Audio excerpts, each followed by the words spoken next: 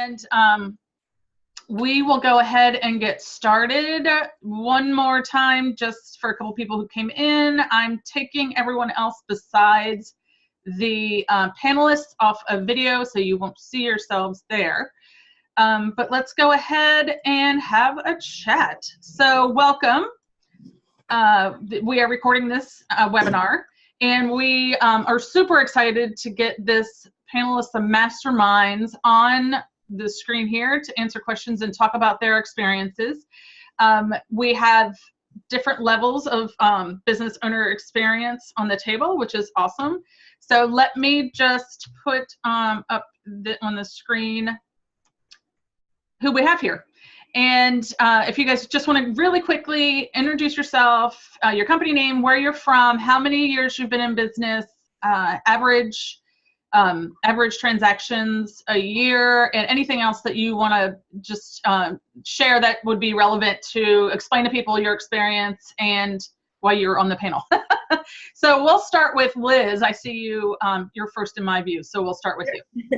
Hi, everyone. I am Liz Sweeney. I'm in Baltimore, Maryland. I own Key Transaction Management. We actually only work with one brokerage, a local brokerage here that has about 400 agents. So we are averaging about 600 transactions a year and rapidly expanding. My business has been around for 3 years, and it's myself and one other TC and then some part-time admin support.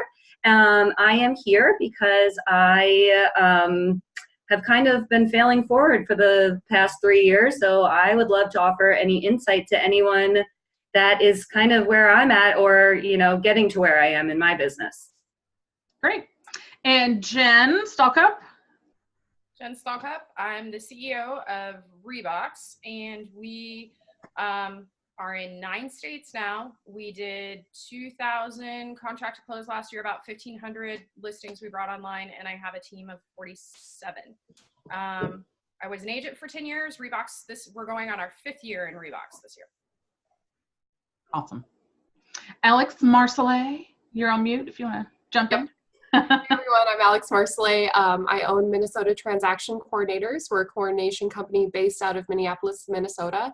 Last year, my team and I closed 1,300 transactions. We're a team of 6, currently looking to add 2 to 3 more people to the team. Currently, we're just in Minnesota, and we're going to be pushing into Wisconsin and Washington this year. Perfect. And Ashley? I'm Ashley Schnedel, and I'm from Chattanooga, Tennessee, and we do Tennessee and Georgia contracts.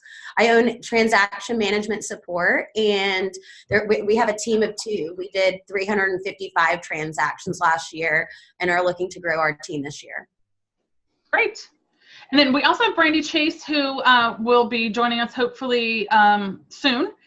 And so right now we'll just jump in and get started. So when we actually did a survey, needs assessment survey of our members and other stakeholders about what challenges they really come across when they are either starting their business or just deep inside of their business operations.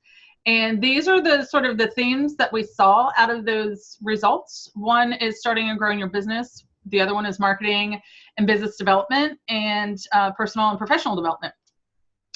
So we are going to, we're going to get into these topics, and not necessarily going to go in order, because I want to make sure we cover everything, and I'm surprising everyone else. So let's talk about marketing and business development. I know we're going to ask one big question here. What is the best way you have marketed and developed your business? And what is your one secret tool, your arsenal in your toolbox? What is the one thing that you rely on all the time? Why don't you go ahead, Ashley? Yeah, I'll go. It's more not as much marketing. Marketing doesn't work as much for me, like social marketing or email blasts. It's really building a relationship with that other agent. When you're on this other side of the deal, obviously you're helping your agent, but you're not just helping your agent. You're helping the other agent, their TC, the title company, the lender. So I really like building a relationship and then contacting them afterwards by phone call. and just telling them how I could help them. Because a lot of people don't know I'm independent, but people need the help. And I just feel like that helps. I text a lot with those agents. I'm not just in my email. So that helps me build a relationship throughout the transaction. Okay, great. So relationship building, but sort of really more hands-on. Yeah. Works well for you. Perfect. Yeah. Liz, why don't you talk to us a little bit about how you sort of market and develop? Sure. I, along the lines of what Ashley does as well, for me, it's just kind of showing up. I'm in the office right now. One of my agents is behind me. So that's kind of what I found to be the best, is just like, for my business, is being there and being with them and showing up to all the brokerage events, having people know who I am and what my business is, and just kind of talking about it. So I think that's the best. I've gotten, like, all of my business mostly is from referral from other agents, because they talk a lot. So I have a good reputation within the brokerage. Our customer service kind of speaks for itself. So a lot of people, I do try to do some social media marketing, but I guess that's more of just a reminder that I'm here and the services we offer. But I would say it's more of the face-to-face with going to all of our different offices and talking to people and just letting them know the services we provide and how we can help their business. Okay, great. So you sort of do more of a broad, Ashley does sort of a one-on-one, really close-knit sort of outreach, and yours is broader, where you're in the office, in their face, doing some social media, just having a presence all around. Okay. Exactly. So actually more customer service. Yours is more outreach focused. Yes. Okay, awesome. Jen, how about you? So I'm the black sheep of the group. I started out with a marketing department. That's something that we incorporated into Reebok. So right from the gate, we started out with marketing. So we do newsletters, we do updates, we do social media, we do all those crazy things. I don't do it, thank God. But so we do all of that in a big way. We used to, our first year, we would go into brokerages, but that stopped pretty quickly, because as soon as we got out of the state, that just wasn't feasible for us anymore. I can't bebop around to 9 different states to go teach or go anything else. So we try to focus more on the broad. Obviously the referral piece is huge. You know, if we don't do a good job, nobody's going to come, you know, so that's always super, super important. But we focus on going to the major conventions where the realtors are going to be, and then really newsletters, social media, all that kind of fun stuff.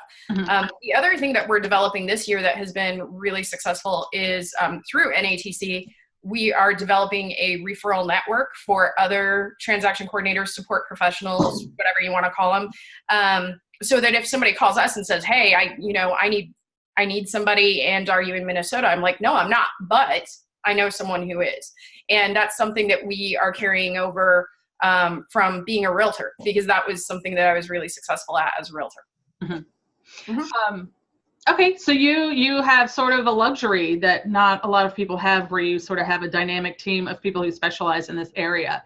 How do you drive that effort? How in a leadership role, how do you sort of say, "Hey, marketing team, here," how do you share your vision, I guess is what I'm trying to say, with them, or do you rely on them to sort of No, I mean, same way you do any other team member. I think casting the vision, and this kind of goes into the personal professional development, I think casting the vision is probably the most important thing you can do as a leader, because we assume as leaders that people understand where we're going and how we're getting there and why it's important to us, but they really don't, because we don't say it enough. Right. And so that's something that I've had to learn over time, because I'm like, well, why aren't you in my head? And so I have regular meetings. I speak to my marketing director literally every day. I probably talk to her more than anybody else. My leadership team she's part of my leadership team, and I am speaking to them all the time. And so that way we're always in step, because she knows exactly where we're going, how we're getting there, the struggles that we're going through, feedback on any marketing items, what we're hearing, all of that. I can't talk to her enough, because if there's ever a disconnect in marketing, it's my fault, because I didn't communicate well enough. Okay. So that's an amazing point. without your leadership and vision, all of those people are fancy and fabulous, but without you being able to drive the sort of creating a culture behind what you want your company to be and creating that vision, then it doesn't matter who you have. So I think if you have a team of 40, or if you are by yourself, if you don't have your own vision of what your success looks like, it's really hard to express that and share that. So I think, and we don't have to cover it right this second, but it would be good for you guys a little bit more to just talk about what your favorite leadership tool is, but we won't do it right now because we want to hear from Alex. My answer is similar to Liz and Ashley's, but a little bit different. I'm a really high I on the DISC profile. I'm like a 99. I want to love everyone. I want to talk to everyone. There are two ways that I've really built this business with agents. And the first one is building relationships with team leaders of the offices we get into, and just asking them constantly, how can I add value? How can my team do more for you? A lot of our business has come from team leader referrals, which has worked pretty well for us. We've started stepping out of our offices for very similar reasons that Jen did. As we continue to grow, I can't teach classes in 10 offices because my calendar gets a little crazy. So it's just looking at how can we find that win-win for the offices. Maybe a webinar. I can probably swing that for a couple of offices all at once, but I can't physically be in all 10. The other thing that I'm really good at is networking. So when I start to get burnt out, my best way to refuel my energy is by having a conversation with someone. Usually I pick up the phone and I call an agent or I talk to another TC. And that has, for me in my business, been the biggest key, is just building those genuine relationships where it's like, I need to talk to someone. Please talk to me. Let me build a relationship. How can I help you? And no, that sounds silly. It's not super scalable. That's what works for us right now. We're working on rolling out more purposeful communication with our agents because we need that. It's time. That's what we've done up until this point. What we're doing in the future is we are working on implementing things like a 33 touch, a 12 direct, and an 8x8. If you're not familiar with those marketing campaigns, they're available in the MREA, the Millionaire Real Estate Agent. We're just taking that and adapting it to our business. Okay, so you are really focusing on a strategy that emphasizes content and content in terms of how can I provide you with content to help you do your job better. And that is providing you with a little bit of a unique way to reach out. So you're becoming the resource. Regardless of whether or not they are the agents are clients of you. And you're doing it in a very, you have found the people, those team leaders, you have found those people to focus on. So I think that is a brilliant strategy when you're talking about who am I really talking to? Because a lot of times I think people, it doesn't sound like you guys, but it's super easy to get into that. I'm just going to throw some ideas against the wall and hope they work. But I think when you can sit, and I know everyone's busy, but when you can sit and say, really, who am I talking to? And who need to be the people that I talk to? And what do they need so I can serve as the best resource possible, so I'm at top of mind when they're looking for someone like this? Absolutely. And transparently, like I've had, I think 2 or 3 of my team leaders come to me and say, no other TCs can come into this office because just no one else will give us the value. I didn't have to pay to be a preferred vendor. We just gave them enough value that that's the standard now. Right. Okay. And you said you do a lot of networking, which I did this morning because I'm in the same boat where you just need to talk to someone. Yeah. And I think that is also a little unique. And I don't know your area, you're in Minnesota. Yep. Correct? How is business development in an area where maybe it's not as condensed as, say, California? It requires a lot of driving. My closest office is 30 minutes away from my house. It requires a lot of driving if I want to do that face-to-face. Otherwise, most of my offices have Facebook pages that I'm a part of, and I just try to jump on there and chime in when I can. Answer questions, because agents will go there and be like, I have a CIC period ending and I don't know what to do. And I'll chime in and be the voice of reason, or like give them advice, and just like, how can I add value, and expect nothing back in return. Right. Okay. Perfect. Anything else, ladies, that you thought of while we're chatting that you want to add to this piece? Okay, great. One thing that I've done recently is join a referral networking group. That's what I was at this morning, and I've gotten a lot of referrals. And it's not just that, like when you're at home, a lot of times we don't get out there and meet people. It's helped me to get out there and build relationships with these lenders and title company and agents that I work with and other people, and build relationships, because when they get to know you a little bit more as well, they want to send you business. It just kind of comes organically. Right. Perfect. Okay. So next up, let's talk about starting and growing your business. One, it's a little bit of a two-part question. One is why and how did you start your business? So talk about obviously your why to get into this business, and a little bit about how you kind of went about it. So did you register with the state? Are you an LLC? Just real quick about that.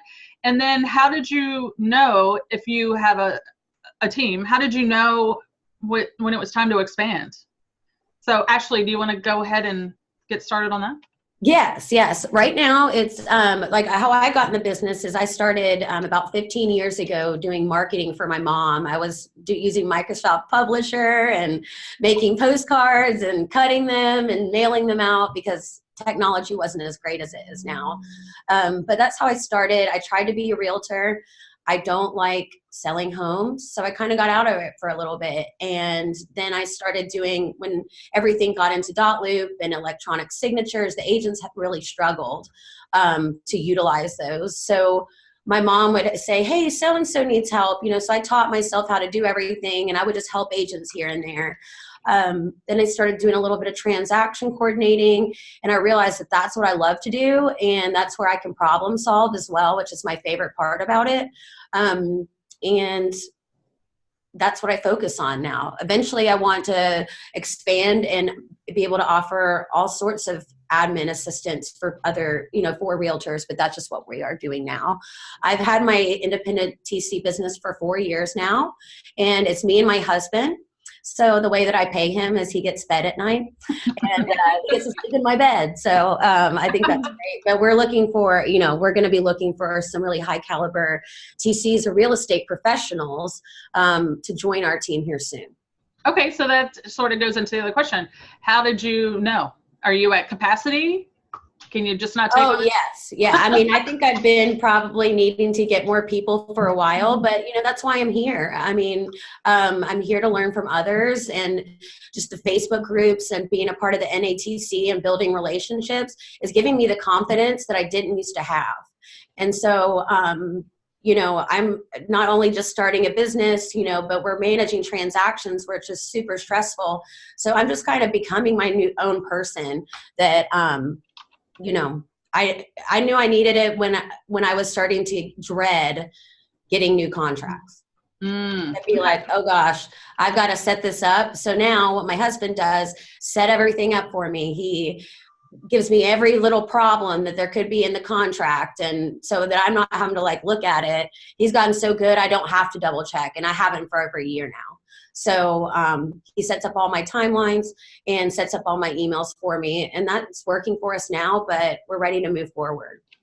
That's amazing. So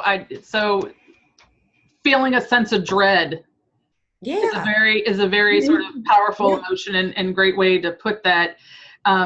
And I think that a lot of people feel that dread and either shrink back and don't get successful, or they take it on, and Alex she had a blog about this, or they take it on and sort of get in over their head. So I think that's like working 20 hours a week, right. Over and over and over and over, because you want I'm all about customer service. I don't want to let it slip. I'm not going to let things go by. I wasn't managing my time well. Right. I started managing my time a lot better, and it's really working out for me now, but we're still we're almost at capacity. Yeah. And, I want to spend my time. I'm a 99I as well. Mm-hmm. I want to spend my time going out and talking to agents. I can talk people into working with me. That's what I love to do. And that's what I want to be able to focus on more in training and helping other TCs. Yeah. I think if dread is in the same sentence as your passion, then you might have a problem. That's where you might want to look. Yep. So great, thank you. Liz, same question. So I started my business. I was actually on a team. I was the operations manager / EA, and we were at my brokerage now. And my team leader ended up moving to a different brokerage. And at that point, I was just really burnt out, and the brokerage just wasn't a good cultural fit for me. So I met up with my old broker and kind of pitched him the idea, which quite honestly, there's not many of us in Maryland. And I had joined the one with, the TC group with all the California ones. So I was like, that's a great idea. So I kind of pitched it to him, and he was totally on board. So at that point I was going back to my old brokerage. So I already had a bunch of agents that I knew, and they knew I was coming from this top team within Baltimore and that I was proven talent, and they knew I knew what I was doing. So they gave me a chance, and it kind of just grew from there. So my business is set up as an S Corp. I think you had asked that earlier. So I have one full-time TC who is a salaried employee. I decided to take the plunge with her because I had I have like my goals for the month in terms of transactions, and I was exceeding them. So it was terrifying because, your first hire, you're a new business with money and all that kind of stuff. And I just kind of took the plunge, which is not in my personality. So I just took the plunge and figured, like, if something happens, I'll figure it out. And the return on my investment on her was like tenfold. So right now I'm actually in the process of hiring for my next full-time TC. So I kind of knew that I needed another one based on our trends over the past years and like how the percentage that we're growing. I have money like tucked aside so I can justify the hire. So it kind of was all, I'm in SC, like totally equal S and C. So everything for me like has to make sense. So my budget, I figured out how to budget in this new hire, and that's kind of when I decided that I needed someone else. And like Ashley said, it got to a point where I dreaded opening my email every morning because I was just so overwhelmed and had so much going on. So right now, we are definitely in need of a hire, and it's a little bit painful because we need one. So I'm kind of hiring out of pain, but instead of just hiring someone to hire someone, I'm taking my time and just kind of like the short-term pain is going to be a long-term gain. That's what I keep telling myself. So if you guys know anyone in Maryland that's looking for a TC position, send them my way. Well, thank you. And what you said, sort of that kind of stuck with me a little bit, is that you decided to sort of take on this other life for yourself because you were looking for a good fit culturally and you weren't finding it. So you know what? You built it. You built an organization for yourself where you could shape that, you could create it. And I think that really is something amazing about you guys and starting your own business. Yeah, my broker he's amazing. There's our business goals and everything is very aligned. So it just has kind of all worked itself out. So yeah, it's great. It's the best decision I've ever made was to go out on my own. Okay, awesome. Jen, you tell us a little bit about you. You're slightly different. You're special. You're a special unicorn. Like in all areas. One being I'm older than everybody else on this panel. I was a realtor for 10 years. And before I was a realtor, I was always in executive assistant, office manager, whatever you call it, like always the gal Friday sort of role. So I was always in those positions. Never intended to be a realtor. That was never the plan. Came in as an assistant, and that lasted an incredibly short amount of time because I'm not a high I. I am a DC. So all of you others, I appreciate it, and I will not be doing any of that. And I love you guys. So was a realtor for 10 years, was good at it, but had to do it differently, had to do it through systems and consistency. And what I found was that I was always helping other realtors with their systems or their admin or their whatever else. And I was going around doing that all the time. And it was incredibly frustrating because I would go in and I would help and I would walk away for a month, and they'd call me the next month and go, okay, so that admin isn't here anymore. Can you come back and talk to the new one? And I was like, man, you know what would be amazing is if I could just take all these pieces in operations and marketing away from them. And, you know, very much like a team of realtors, right? You have your buyer's agent, you have your seller's agent, you have all these very specialized services. This person does commercial, this person does REO. Can I just take these services, which I'm really good at, and create something that then agents can just kind of plug and play into? The goal is it was going to be a side business. And then one day when I was done selling real estate in another 5-10 years, then I could transition over to it. Fate had different ideas, and we just grew so fast within the first year. I had to be in it full time. Like it wasn't even an option. I don't run transactions. I just don't. I ran my own as an agent for a while until I had an executive assistant. So as far as growing a team, I had a team day one. So I started with someone because I was still an active realtor at the time. So just a little bit different just because I am older and this is my second business that I've grown, my first being my real estate business. So it was very clear to me how to grow that. Let's see, what other questions? We're an LLC. I have all employees. What other questions do you want, Kim? I think that was it. I think you have, I think it's important to sort of point out you did something that is slightly different in that you went into not like Liz, who was looking for a better culture fit and started her own business. You recognized a need and went after it like a lion. So I think that is something that I think that people who, again, aren't in sort of those condensed population areas like Alex, like if you're in Omaha and you see that need and understand that this is something that you can be successful in, I think that's amazing, Jen. And I think that's something that we may want to take a look at another time, sort of how to take advantage and what the steps are to create your business, because solely based on a need that you've identified. Because I think there are certain personal qualities that you have to be able to do that. Like you said, you were an admin, you did real estate, so you have specific personal qualities that allowed you to do that. Probably a little bit of wanting to be in charge, which I totally get. Terrible.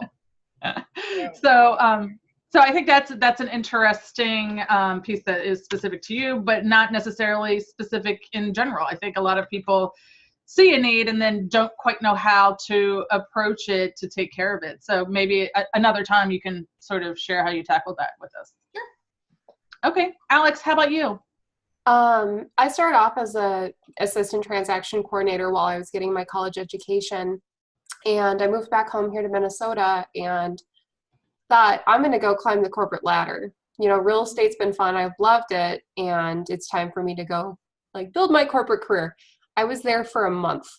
I missed real estate agents so much. And I called my, the team leader of the office that I started in. And I said, I made a mistake. I should have started this business with you guys. Can I come back and do it now? And thankfully, no one had taken the transaction coordinator opportunity in the office. So initially when I started, I thought I would just be the TC for the one office that I started with. And I thought if in 3 years from now, I can close 400 transactions and hire my first assistant, I'm doing pretty well. And lo and behold, that was year one. Agents really needed some help. Yep. So my first year in the business, I tried hiring an assistant 4 months in. And I had no management experience. I had no hiring, no training experience, nothing. So I was just jumping into it. And that failed. I tried it again 6 months into it. That failed again. Finally, I took career visioning, which is a Keller Williams hiring and training course. It works really well for me in my business. Followed the process, finally found a good assistant. And I finally knew how to hire and how to train. So I made my first hire 10 months into the business. If I could have hired right away 4 months in, I would have. For me and my business numbers, as soon as I project 300 closed units for one TC, I need to be making an offer to the next person. So once I'm at 75% of capacity for one TC, I need to be like making an offer to another person. So essentially, as soon as I hire a TC, I need to start the hiring process for my next one immediately, giving myself about 90 days to hire. So every 90 days, another person should be coming on the team. Everyone on my team is an employee because I dictate where they work, how they work, what they do. So they're all W-2 paid hourly. We don't do bonuses or anything based off of closed files. We're working on rolling out benefits because it's time. And my business is an LLC. Okay. Can you say that again? I apologize. No, did you have a capacity? Did you say once you get to 75 transactions, you get another person? No. Oh, I heard that wrong. My transaction coordinators will close 400 transactions a year. Okay. As But soon as at what point do you say, I need another one? Like, as soon as I project that they'll close 300 transactions a year, okay. I need another person now. So 75% of their capacity. 75% of their capacity. Okay.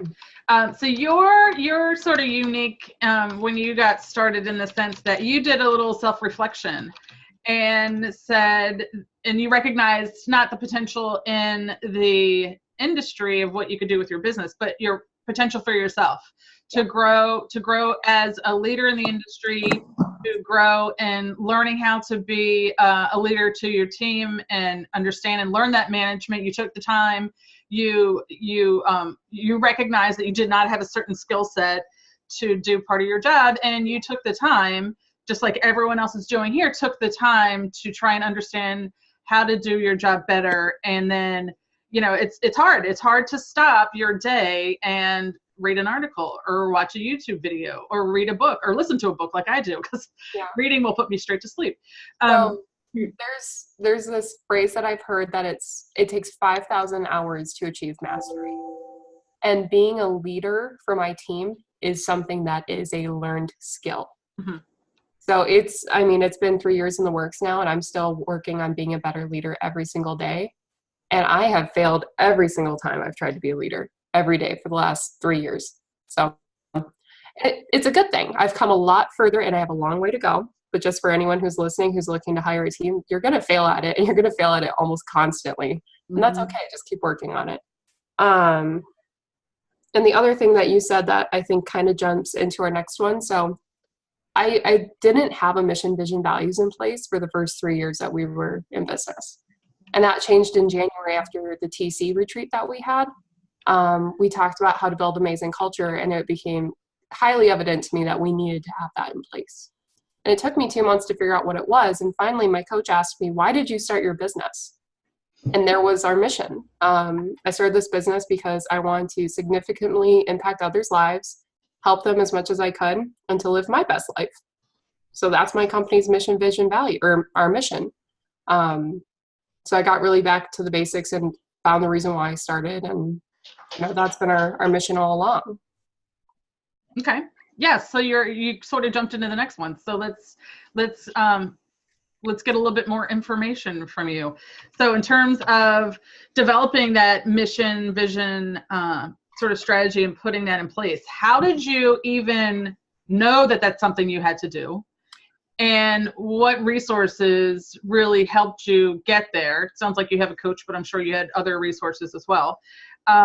So those two things, how did you even know where to start with that? And then what is the best resource you have found to do that? Being a business major in college and taking business classes my entire life, I always felt like mission, vision, values was just something super fluffy. And I never liked doing that in my business plans or projects or anything like that. And so that's part of the reason why I didn't have it for the first couple of years, because it just felt like something fluffy to have. Mm-hmm. After a big year of adversity last year, I realized we need a really strong foundation. And by having conversations with people like Jen, who has a big vision for her business, and hearing from Elena and Emily, Elena's from the Loken Group and Emily is from the Read More Group, and hearing their company's mission, vision, values and seeing how strong that was for them, it just became I need this. It is time that the business has this, because until it's down, we're not really doing anything. And that was a scary thought, where it's I'm creating a business, but not really. We're not actually achieving anything. We're just kind of here doing our thing. So I studied Read More Group, the Loken Group. I looked at Reebox's. I looked at Keller Williams' vision. I looked at a bunch of different mission, vision, values, and I gave myself 2 months to really just say, did I nail this? And I didn't stop until I got that feeling where I was like, I hit it on every single level. And the mission was the one that took me the longest. I couldn't find it. And finally, my coach just asked me that question, why did you start? I was like, there it is. Right. It's almost the start with why for the Simon Sinek. I am a total Kool-Aid drinker of that concept. I think it grounds you as a person, and I think it grounds your business, and I think it really helps you to define those in a different way. I mean, if you, like you said, you looked at different mission, values, and vision, different examples, and for an association, they have them too, and they're always so broad. And I think especially for what you guys do, it's such a personal sort of transaction, personal relationship that you have to build. So to have something that speaks to your personal values, the way your personal vision, the way you see your company, and then relay it back to our mission. This is why we do all these things. I think it's important to have, not only have those things in place, but to be able to talk about them. You have to be able to say, it has to be simple enough for you to say, this is our mission. And that's what we do everything around. And to have that is such a great thing to have in your back pocket when you're networking in particular. So were there any particular books or any particular classes or anything that you would recommend to our folks listening? I wish that there was a book or a class, but for me, most of where I learn is by looking at others and seeing where they succeed and where they fail. And that's why I looked at companies that I admire and people I know who have big visions and actually put their money where their mouth is and where their mission, vision, values is real or are real. So that's what I did. I kind of mimicked after folks, and it took me a long time. I tried doing the mission, vision, values about a year ago, and it was close, but it didn't quite hit it. And honestly, for a lot of people on a lot of teams, if you're working on it after you've already started your team and you have team members, some people say get your team's buy-in. And for me, I needed to get my buy-in first and make sure it sat right with me as the business owner, and then show it to my team and say, what are your thoughts? What are your feedback? What did I miss? Yeah. Simon Sinek, Start With Why and Find Your Why would probably be a good place to start. And I know that they have an online workshop too that you can use. There's a lot of YouTube videos out there. It was just, I needed to think big enough to make sure I hit it. And I also needed to give myself grace to go back and change it if I need to in the future. Yeah.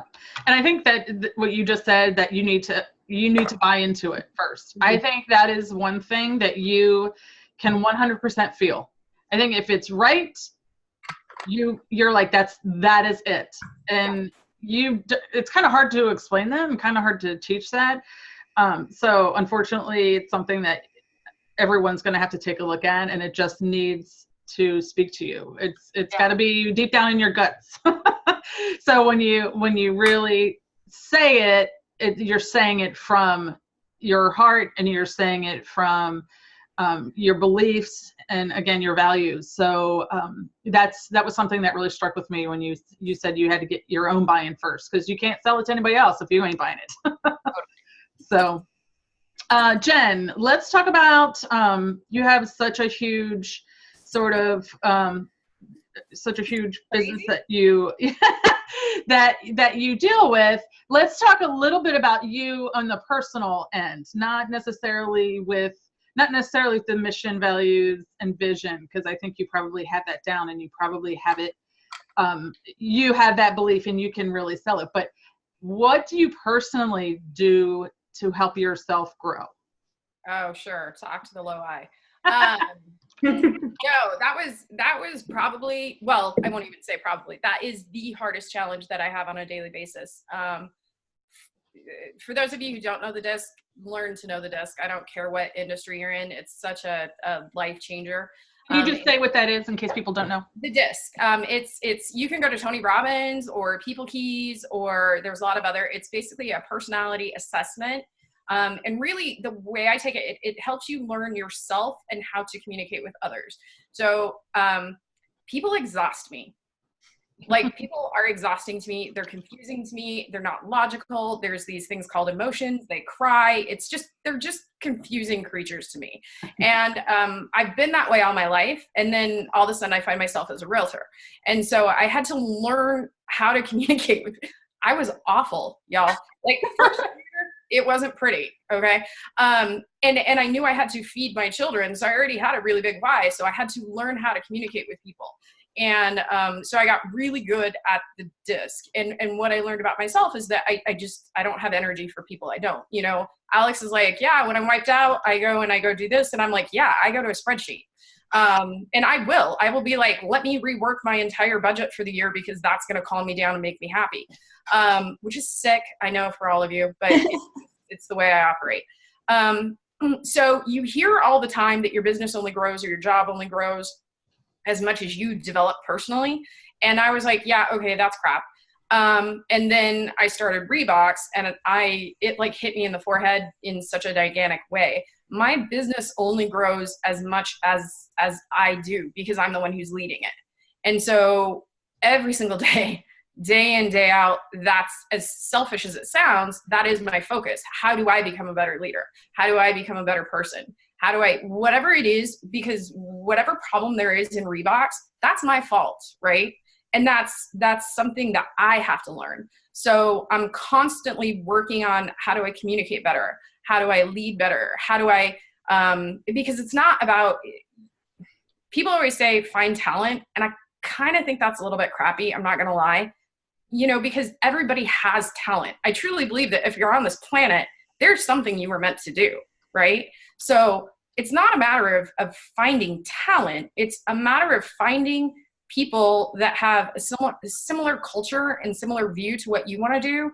And then and the biggest piece of that is not convincing them, but sharing your vision in a way that they can understand and get behind, which seems incredibly simple because you're like, oh, cool vision. Let's go follow them. That's not how people work. You know, they've got those emotions, they've got those everything else. And so you've got to be able to communicate that with them in that way. And like Alex was saying, you got to think big enough, because we have two, and I went through mission, vision, values. I went through all of those kind of things. And it was I had very long, complicated, detailed, it was awful. And then I listened to somebody and they said, the definition of a business is something that you can walk away from and it actually grows or improves without you. If you don't have that, you have a job. Okay. And I was like, I don't want a job. I want a business. I want a legacy. I want something I'm passing on to my children, right? That's super, super important to me. And so in order to have that, I have to have a big enough vision to allow all 47 people to get anything and everything that they could possibly ever want in that world, which means that then I really have to expand my thought process. And the only way I know how to expand my thought process is through personal development. Okay. Is that your answer? Like, yeah, does that make sense? Perfect. I love the fact that you brought up sort of that personality assessment. I've done a ton of those also in the past, and it's not necessarily, it's a little hard sometimes when you are looking at your own face and are like, I'm just not a people person. Or, you know, or I don't have a lot of patience. Yeah. So the key to that is really, what's that? I said I'm one step above and over. Like, yeah, there you go. I think the key to that is not only understanding that, but embracing it and finding the people who love to do and are passionate to do the things that you hate. Yep. And that's where you find, that's when you start, if you're talking about starting a team. Like, I love words. I love pictures. I write beautiful things. I am not a numbers person, but I find the best numbers person out there to do that. So we're successful. Liz, talk to us a little bit. What is your favorite professional development tool, or what gets you? I think for me is kind of trying to put myself outside of my comfort zone, like just to kind of piggyback on what Jen was saying. Like, I am a huge introvert, and quite honestly, high D's really kind of scare me. So I just try to put myself in situations where I am uncomfortable because it forces me to be uncomfortable and therefore grow. So just by nature, I am not a leader. I am a follower. So now I have this business and I'm trying really hard to lead all these people. So it's super uncomfortable for me. So I guess just being on this call, like I'm probably going to have to like sit in my house by myself for 3 days after just to like decompress. But so it's stuff like this that is what like stretches me and makes me better and grow. I also read a lot for leisure and for, like businessy books and personal growth books. I'm a big reader. Like I'm not like on all the TC pages, which is, first of all, everyone should join as many TC pages as they possibly can. Because there's like great content from every different one there is out there, and there's a lot of them. So I'm not really vocal on the pages, but I get so much insight and advice and all that by just being like a kind of quiet creeper in the background. So that's really like what my strategy is. Like I just had an agent email me because she knows I'm hiring, inviting me to a networking meeting. And my initial instinct is like, no, oh, no, nope, not doing that. Thank you, but no. But then I was thinking about it and I was like, no, you have to go. Like just because you don't want to go, that's why you should go. So that's kind of like my strategy for myself, is just pushing myself into uncomfortable situations and therefore just getting over it. I love that. So you just are forcing yourself out of your comfort zone. And I would say becoming a member, and this is a plug, shameless plug, but becoming a member of NATC and being able to participate in things like this are definitely, for you, Liz, is obviously definitely outside of your comfort zone, but you are going to walk away from this and go, I think I can do that again. Yeah, like this NATC for me is a no-brainer. And like, being on the board has been like, I was like, that's scary, but it's like gonna make me better at what I do. I've gotten to meet all these wonderful people and just networking and putting myself out there. It's been like tremendous so far. Awesome. Do you have a favorite book? Oh God, I don't know. Now you put me on the spot. Well, you can think about it. We'll come back. Well, no, I know everyone has heard of this book, but really The One Thing by Gary Keller. Like, I feel like everyone says that, but it really is, especially in what we're doing. Just like kind of figuring out, like, if I do this one thing today, that means my day was successful. Like I'm right now, my other TC's on vacation, so I'm managing like 100-something transactions, and that's how I've just like gotten through this week. And I've actually had one of the best weeks professionally in like a year. So that would be my recommendation. If you haven't read it yet, it's totally worth it. Okay. Great. Ashley, talk to us about your personal professional development. Yeah, like a big game changer for me recently. Jen and I were talking about this before. She's not a morning person, but I have become a morning person where I never used to be. And I love waking up early in the morning and just having time for myself where I don't typically. I'm a mom, I'm a wife. I like to cook dinner every night for my family. But I wasn't taking care of myself.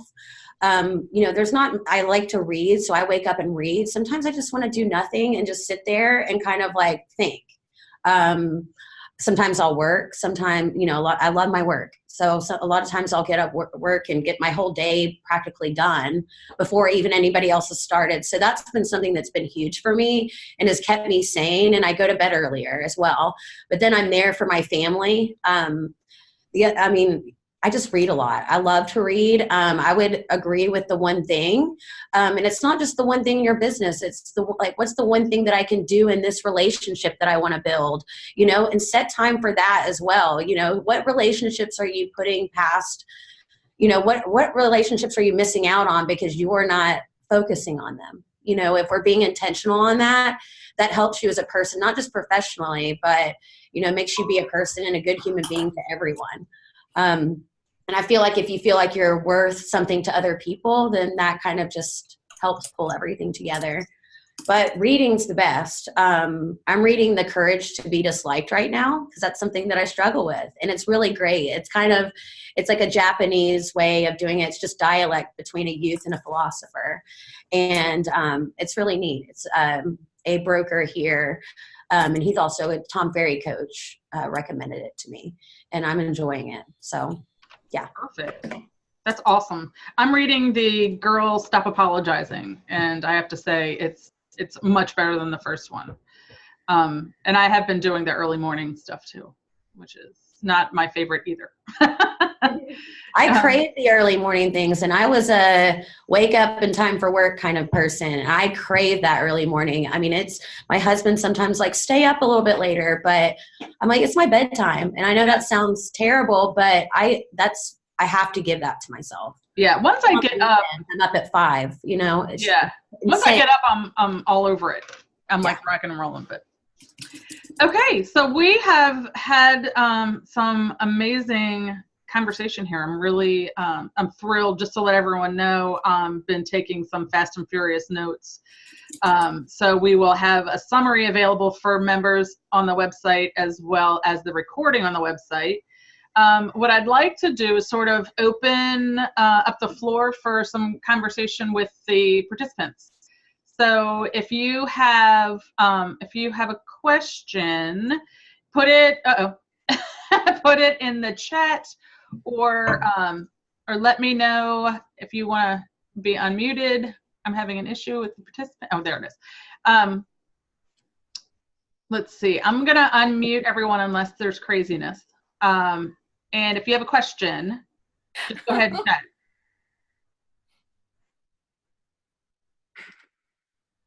Anyone? Any questions? Ashley, how did you train yourself to be a morning person? I just started getting up earlier. I started going to bed earlier and saying, look, this is what I'm doing. Like, I don't know. I guess I got up and I was seeing some other people getting up earlier, and those are the type of people that I want to be around. And I just saw what they were doing professionally, not even just TCs, but like other admin in the community. And, you know, I just started going to bed earlier, setting my alarm, and now I don't even have to set an alarm. I just wake up super early. Sometimes I'll wake up at 3:45. I'm like, I'm up. You know, I get up, I read. Sometimes I work out a little bit, or I just sit on my back porch and listen to the birds chirp. You know, once it starts getting going, I drink my coffee, my whole pot of coffee I drink in the morning. But it got to the point where I was just doing it every day, and now it's just natural. I don't even remember where it went from, like how I taught myself to be a morning person. I just made myself do it, and now it just comes naturally to me. I guess it's just habit now. Okay. Michelle has a question. She said, I might have missed it. I might have missed this, but are there pros and cons to LLC versus S Corp? Talk to your accountant. Yeah. Like, honest to God, I know this because I've been both. I've been both. Talk to your accountant. It depends on the size of your business. It depends on a whole variety of things, why you would do one or the other. Just talk to them. A good accountant, if you're going to build a business, do not skimp on a lawyer and an accountant, and both of them are crazy expensive. I would get the accountant before the lawyer, but don't skimp on that, because you will get yourself in a world of hurt if you do. Yeah, I'm going to agree with Jen here. My first year in the business, I had a really bad accountant. My second year, we finally found a good one. Yeah. I'm just going to put the number out there. The second one saved me $10,000 of taxes the next year. Yeah. My business grew a lot the second year, and we saved money from the previous year. It pays to have a good accountant, a good business consultant, and a good attorney in your back pocket. You need to have that. Yep. Business my size, I meet with my accountant on a quarterly basis, and he is available phone and email anytime I need him. I couldn't even tell you how much I talk to him. So super important. Awesome. Kylie says, can we hear more about Jen's team structure with the 4 people assigned to a team? Yeah, so we work in teams, regardless of the department in Reeboks. We all work in teams. That came about because of vacation, sick time, all that kind of crazy schedule. And I'm incredibly militant. And that is the word for it. And Alex knows this about me, about people not working over 40 hours a week. Like you'll get fired from Reeboks. So there are times that we need to pull together and we need to work extra, but those are very specific times. And those are times that I'm going to tell you, you're not going to determine that on your own. So the only way to make that structure work within the real estate environment and serve, we work a 12-hour day. So Monday through Friday, Reeboks is on 12 hours. I don't make anybody work 12 hours. We have 2 shifts. And so the only way to make all of that work was to go to a team structure. And it's actually been incredibly successful for us. So we have it specifically in file management. We have file management support, experience, compliance, solutions, and listings. And all of them are teams. So, and the size of the team just depends on how much they're doing. So right now we have 4 people in file management. That will probably be 5 or 6 by the end of the year. And they also have a file management support team, which is currently 2.5, and that will also probably be 4 by the end of the year. And they just work as a team. If you've ever had any other job in the world, you know, you go in and they all learn the same agents. We have a task list that's run through Salesforce. They're all cross-trained on it. And we have 2 shifts in file management. So we have a 5 to 2 and then an 8 to 5 Alaska time. And they literally work as a team. So typically in that structure, we have different times and we play around with it all the time. So right now what we're doing currently is from 5 to 7. Those 2 people are on email. They start switching at 7 o'clock where one will be on email, one will be on tasks. And then at 8 o'clock, when the second shift comes in, we'll put 3 people on tasks, 1 person on email. And then we do the reverse in the afternoon. So does that help with the structure person who asked that question? That was Kylie. Kylie. Yeah. Sorry, people. Yeah. Kylie, Alex, like, I know who it is. She said yes. She said yes, exclamation. Okay, perfect. Okay, perfect. So Victoria, she says, does anyone have other questions to help them write their vision values? I know for mission, why are you doing this? What about vision or values? Alex, do you want to talk about that a little bit? I have my notes from the TC retreat. I'll type those up and get those out to you guys. I'll send them to Kim, and Kim, if you can distribute to team members. Yeah. Additionally, I have a worksheet that I used and I echoed, and I think Jen might have one too. Okay, yeah. So send that to me. We'll give that to provide that to members along with this. Awesome. And then Alex, another question for you. How did you decide that 400 transaction was the max load per TC? Any thoughts on max load for? Yeah. Actually, so TCs can handle more than that in Minnesota using our systems. It varies state by state, but with the systems we use, it allows people to work 40-hour work weeks. In the spring, we're really, really busy. In the winter, we're pretty quiet because of seasonality. Honestly, 400 units is what it takes for my business to make sense and for the business to earn the profit that I put as a mandatory, non-negotiable, this is the profit we want. So it's enough to pay for the salary of the person I'm employing. It's enough to pay for any additional expenses I need to take on because of that person. So technology, computer setup, you know, employment taxes, that sort of stuff. It's enough to pay for business taxes that I have to pay for, and it's enough for profitability for the business and for me to pay myself. Okay, so she also had a sort of follow-up. Any thoughts on max for California? So I think, Michelle, what she's saying is look at what you, and anyone, look at what you, the maximum is what you need to cover to pay the person the expenses and the business taxes. So that's your maximum, no matter where you are. It's not necessarily our max. I think you can be surprised by how much you can handle. And Liz already said this earlier on today's call. She's managing 100 files. Liz, when's the last time you did that? You know, but luckily for TC workflow, like we have a lot more capacity as TCs than what we give ourselves credit for. Last year, I was the only TC at one point, and we had 232 pendings, and it was just me. And like, I lost some business. I didn't lose all my business. Like, it sucked for a little bit, and I worked 80-hour weeks, but I did it. The most that I personally feel like I can handle in Minnesota is about 130 until I pull my hair out. But that's like a one-man band. So you just have to find what your number is. Everyone's is different. So if you're in California, it could be 100. I don't know. You have to find what your own limit is. I was going to say, I hate that question. I see it a lot in the Facebook groups. I understand why people ask it.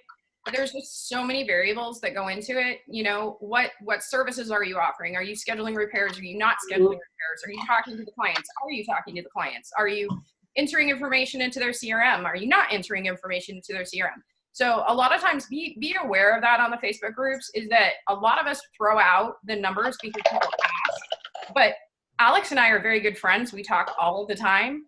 The way I run my business is night and day different than the way she runs hers. So we can't compare apples to apples. We can both say, oh, we did this number of transactions. That actually doesn't mean anything.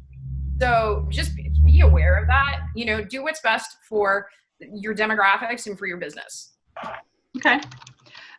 Sharon says, how do you recruit and keep talent? And I know we're a little bit over, but I love the conversation, and I want people to sort of get their questions in. So if we can sort of shorten up the answers would be good. Not that they're terribly long, but how do you recruit and keep talent? Find amazing people, get into business with them, and then get out of their way. Mm-hmm. Okay. Mine is create an amazing culture, and then you don't have to worry about it. I love that. Yeah. Okay. Jennifer says, do any of the panelists enter listings into MLS, or primarily just preparing listing paperwork for the agent? This is one gray area I have. Sorry, I have is my brokerage has an office manager at every location and enters new listings. Yes. As I research my service areas, I am seeing that not all brokerages have staff members that enter listings and TC is handling. So the question is, do any of the panelists enter listings into MLS? I do. I have a separate, well, I'm doing it now because one of my admin just moved back to Ohio, but so it's not included in contract to close. It's a separate fee. And so we write contracts, we write listing agreements, and we enter MLS. Okay. Yeah. Awesome. So the next question is, Victoria, you said you would love the worksheet. I'll send it. Okay. Send it to me, and then I was like, just make sure I wanted to know what the worksheet is. Jennifer, what software do you use for tracking timelines in files? Does that software include an intake form for new files? Use Salesforce at Rebox, and no, we don't do intake forms. And I know everybody just was like, oh, gasp. I was a realtor. There were some times when I was crazy busy and I was pending left, right, and sideways that I was lucky to get the counter offer to my executive assistant. So, and thank God for her being able to go and chase down the additional paperwork. We really view ourselves, the two things we believe in are create opportunity and pursue excellence. And if we're going to do those two things, it means we're going to go chase paperwork. Mm-hmm. Okay. Kylie has one other question for Jen. Does your team just have one email and phone number that everyone works off of? We have multiples, but we have for the departments. So like if you're dealing with files, it's going to be files at Agent Rebox. If you're dealing with listings, it's going to be listings at Agent Rebox, so on and so forth. And each of those departments have their own phone numbers so that they can call and text and everything, and all those kind of things. So, okay. And I'm sorry. It's everyone in Alaska, or are they any virtual people? I only have a few people in Alaska. So out of 47, I think we've only got like 5 in Alaska. Okay. So I've got people all over the U.S. and all over the U.S., Europe, and also in the Philippines. Okay, great. So I have one more question from Joni. I'm at the point where I need to either hire an assistant or another TC. Would love to hear perspectives on pros and cons for each. This is like old home week. She's from Alaska. I never did the assistant thing, so I can't speak to that. We just build teams, like we just build positions, and I think it just depends on what your vision is. I think one of the biggest things in the TC world we don't do is we don't sit there and say, you know, this is where I want to go and then work it backwards. We just kind of take the business as it comes and build it out from there. You're never going to have a successful business that way. You need to go, where am I going to be in 2025, personally, spiritually, family, business, everything else, and then work backwards from that. And that'll tell you whether you need an assistant or a TC. Okay. Liz, you are kind of in this boat where you're hiring a TC. Why a TC and not an admin? Because I've done both. I've had an admin and I've had a TC, and they've both been great for different reasons. I think right now I'm hiring a TC because, quite honestly, I just want to get out of it. That would be my goal. That's my goal, is to like run the company rather than be in it on a day-to-day basis. So at this point, I feel like I can't really grow the business any further because I'm so involved in the day-to-day TC. So that is why I am hiring a TC versus an admin. Yeah, that's really the reason. I don't want to do it. I mean, don't take that the wrong way. It's taking up like too much of my time to be able to go out and find new agents. Yeah. Okay. Those are all the questions I have. Any other questions in the chat? And Joni says, "Hey, Jen." I miss Jen. Okay. Well, I think that is it for today. We went slightly over, but I think we started slightly later. So hang on. There's in the chat. Somebody asked how to join the NATC. Yes, you join the NATC. You go to run, don't walk. Yeah, exactly. Run, don't walk. The website is, I'll put it on tcofamerica.org/join-us is the link. Okay, perfect. Well, like I said, this was recorded, so we will post the recording for members on the website. And like I said, I took a ton of notes, so I just need to draft some summaries of the conversation. That'll also be on there. Alex is going to send us her worksheet for the one she talked about, and it totally escaped me. I'm also going to provide a link. It'll be in the notes, but the link for the personality assessments, particularly the DISC. And if you guys that are on the call or our panelists think of anything else, just shoot me an email. I'm kim@tcofamerica.org, and we'll get it taken care of. Feel free to reach out to any of us if you have questions. Yeah. Like, always feel free to reach out, friend me, message me. I think same with any of them, maybe other than Jen. Well, thank you guys. I really appreciate it. And I thought this was pretty good for our first lunch and learn. So. Yeah, please give us feedback. We're going to be doing this monthly, so we'd love to know what topics you guys are interested in. You know, what we did good, what we didn't do so great. Like, give us some information. Yep. Yes. I don't want to hear what we didn't do great.